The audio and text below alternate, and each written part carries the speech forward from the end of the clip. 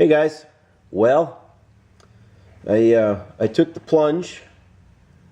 I drank the blue Kool-Aid, as they may speak. I've been looking at reloaders for a long time, researching them, looking to see what's out there, and I kept coming back to, if this is something I'm going to stay into, I don't want to have to buy two. I looked at the single stage rock chucker. I looked at the little hand press from Lee. I just kept going up, and then I got in the Dillons. A friend of mine used to work at a gun shop, and he said all the serious guys use Dillons, and once they got Dillons, that was it. That's where they stayed. So I kept looking. I almost bought a Hornady. The guy I was talking to that has a FFL, his supplier was going to get one. We were going to look at it, and then I was going to decide.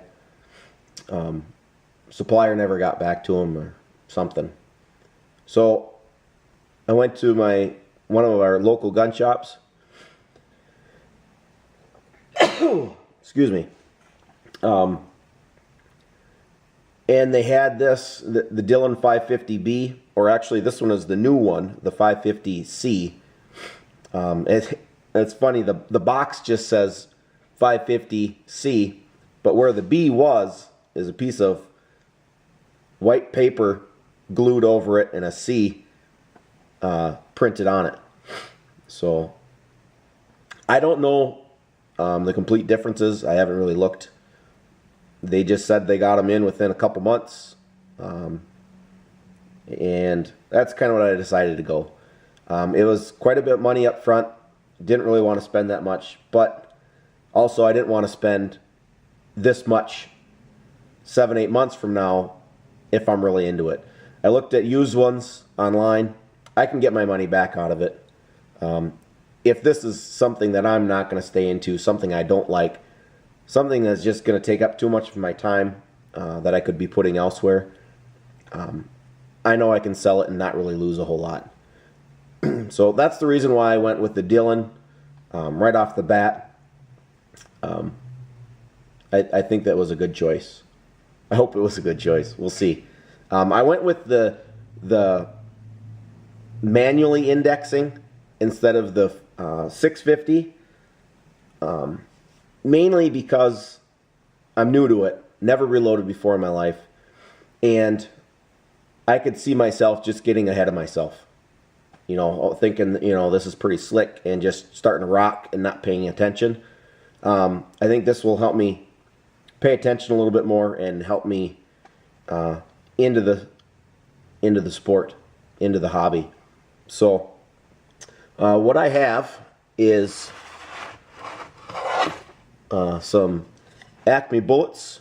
I have 124 grain round nose lead cast bullets. They're coated. They are the high-tech coating. I don't know if you can see that. They are the high-tech coating. I did a little research. I was going to buy some Prairie Farm. I think that was the name. Prairie Fire? Maybe it's Prairie Fire. Cast bullets. They were high-tech coated, but they didn't have any in stock. So these were at the gun shop. These were roughly the same price. Didn't have to pay shipping. They were there. I got them. Once I got them, I started looking, started watching a few more reloading videos. I came across Reloader Dude. Very, very good information over there. I watched a lot of his videos, and he is using Acme high-tech coated bullets. So I don't remember if this is the grain bullets he's using, but he's using these. I think his page might be sponsored by them. Not 100% sure. But he claims he's having really good luck with them, so I figured I would try them. So I already set my press up.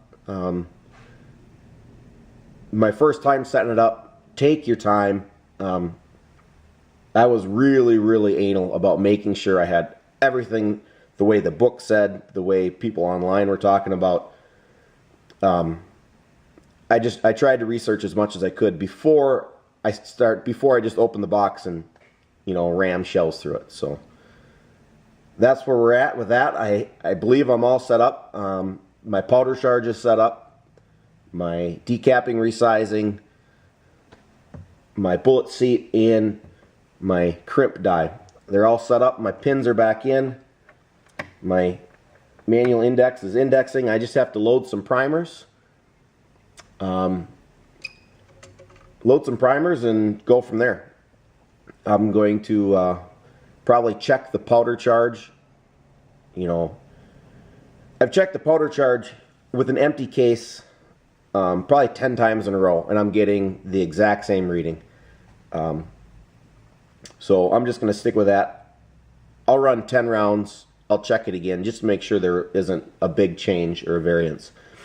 I think I'm running a really, really safe load, so I'm not worried about blowing up my gun or anything. Also, I'm shooting out of a Glock. And there's a lot of, you know, Glock does not, they recommend not shooting reloads out of their barrels. Mainly, they don't have a fully supported barrel, the fully supported chamber, I should say. Where the feed ramp goes into the chamber is cut way into the chamber. So the bottom portion of it is unsupported. So I can see where they're thinking, you shoot a couple reloads through it, and you get that bulge in the same spot. And if it, you know, if it even goes into battery, if that bulge is in the same spot, it's going to really weaken the case, and you could have a blowout. I didn't want to deal with that. Didn't want to mess with it. I know there's a couple die sets out there that you'll push the case through backwards to resize the whole die. I didn't want to mess with that. So I went and purchased a Lone Wolf barrel for my Glock. And I actually stepped down. I have a Glock 23. And I stepped down to the Lone Wolf conversion barrel. So it's a 9mm barrel for the 23. So essentially, I'm shooting a 19. That's essentially. Well, you know, I haven't stripped two of them down side by side. I don't know if the buffer springs are the same or not. I haven't looked. I put 4 rounds through my new barrel, factory loads. They were Remington, I think. Yeah, I'm pretty sure they were Remington. Just copper jacketed, round nose, 124 grain. And they cycled really well and shot really nice. So I'm going to use my barrel as the chamber check. Also, I do have a chamber check gauge as well. I'll use it side by side. So I think I'm pretty close. I have my I've already checked my seating depth for my bullet. I've checked my powder charge, like I say, a couple times. I've cycled a couple rounds, empty rounds, no powder in them, no primers, through my crimp die as well. So now we're basically just gonna fill up some primers and see what I can do. First time ever reloading. So I'm gonna fill up some primers and I'll get back with you.